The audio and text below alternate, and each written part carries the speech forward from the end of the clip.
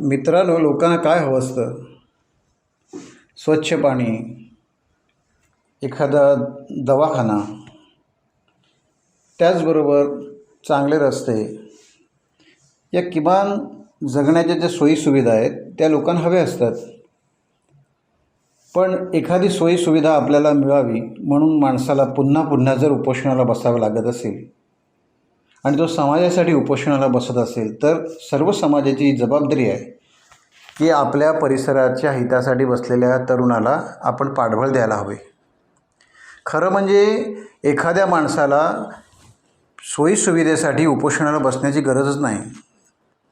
जर आपल्या परिसरात एखादा दवाखाना आहे, सरकारी दवाखाना आहे, तो बंद आहे, गेल्या 3 महिन्यापासून बंद आहे, तो दवाखाना चालू राहावा ही जबाबदारी प्रशासनाची आहे. खेड नगरपालिका प्रशासनाची जबाबदारी आहे, जिल्हा प्रशासनाची जबाबदारी आहे.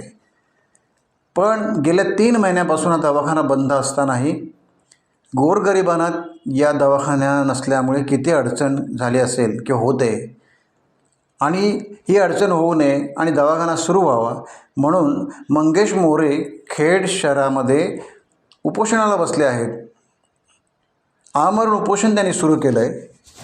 गेली 4 वर्षे बंद असलेल्या खेड नगरपरिषद दवाखान्याच्या पुनर्जीवनासाठी नागरिकांच्या समस्या सातत्याने पुढे मांडणारे सामाजिक कार्यकर्ते मंगेश मोरे यांनी पुन्हा आजपासून खेड नगरपरिषद कार्यालयासमोर आमरण उपोषण सुरू केले आहे. याबाबतचे निवेदन त्यांनी नगरपरिषदेच्या मुख्याधिकाऱ्यांना लेखी स्वरूपात दिले आहे. दवाखाना तात्काळ सुरू करण्याची मागणी त्यांनी यावेळी केली आहे. खेड नगरपरिषद हद्दीत असलेला दवाखाना गेल्या 4 वर्षांपासून बंद असल्याने शहरातील तसेच ग्रामीण भागातील गोरगरीब रुग्णांना वैद्यकीय उपचारासाठी प्रचंड गैरसोय निर्माण झाली आहे. पूर्वी या दवाखान्यात रुग्णांना औषधोपचारासह मूलभूत वैद्यकीय सुविधा सहज उपलब्ध होत. मात्र दवाखाना बंद पडल्याने वैद्यकीय अधिकारी उपलब्ध नाहीत, औषधांची टंचाई आहे आणि अत्यावश्यक उपचारांसाठी रुग्णांना बाहेर धावपळ करावी लागत आहे. अशी परिस्थिती निर्माण झाली आहे. मंगेश मोरे यांनी यापूर्वीही या प्रश्नाकडे प्रशासनाचे लक्ष वेधण्यासाठी 7 जुलै ते 10 जुलै 2025 या कालावधीत रत्नागिरी जिल्हाधिकारी कार्यालयासमोर आमरण उपोषण केले होते. त्यावेळी प्रशासनाकडून त्यांना लेखी आश्वासन देण्यात आले होते की दवाखाना पुन्हा सुरू केला जाईल आणि आवश्यक पत्रव्यवहार कोल्हापूर मंडळाशी करण्यात आलेला होता. या आश्वासनानंतर 12 जुलै 2025 रोजी दवाखाना पुन्हा सुरू झाला. मात्र काही महिन्यातच ऑक्टोबर 2025 पासून दवाखाना पुन्हा बंद झाला आहे, असे मोरे यांचे म्हणणे आहे. गोरगरिबांचा दवाखाना पुन्हा सुरू करा अशी मागणी घेऊन ते आमरण उपोषणाला बसले आहेत. खेड नगरवासी आणि तालुक्यातील जनतेने त्यांना पाठबळ द्यायला हवे, कारण हा प्रश्न जनतेशी निगडीत आहे.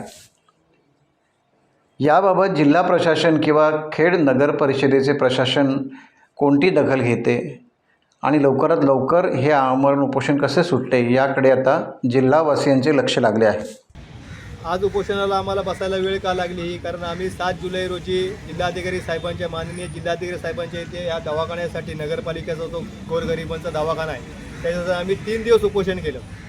3 दिवस आम्हाला 2 दिवस आमच्याकडे कुठला अधिकारी आलाच नाही. तिसऱ्या दिवशी माननीय जिल्हाधिकारी निवासी अधिकारी आमच्याकडे पाठवले आणि आम्हाला एक लेटर दिले की आम्ही तातडीने नगरपालिकेचा दवाखाना चालू करण्याचे आम्ही निर्देशन नगरपालिकेला दिलेले आहे.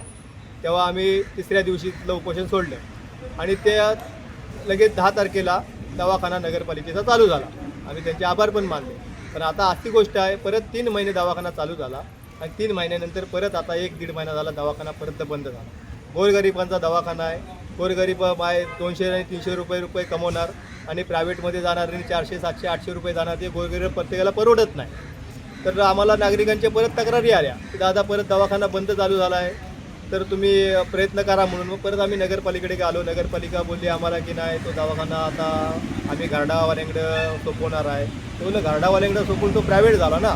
आम्हाला जो हक्काचा दवाखाना आमचा पहिल्यांदा 50-60 वर्षांपासून चालू आहे तसाच चालू होते आणि आमच्या गोरगरीब जनतेचे हाल होत आहेत. सध्या खूप लोक खेड शहरात आपल्या, आणि याचा फायदा आजूबाजूच्या पण लोकांना होतो. बोस्ता, समज, सुशेरी अशी आजूबाजूची गावं आहेत त्याची पण लोक या दवाखान्यात यायची. तर आमची प्रशासनाला एवढीच विनंती आहे की गोरगरिबांचा प्रश्न मार्गी लावून तातडीने दवाखाना चालू करा.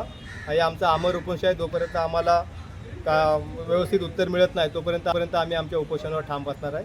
धन्यवाद. टाइम्स डिजिटलला लाईक करा, शेअर करा, सबस्क्राईब करा आणि बेल आयकॉन दाबायला विसरू नका. Times digital.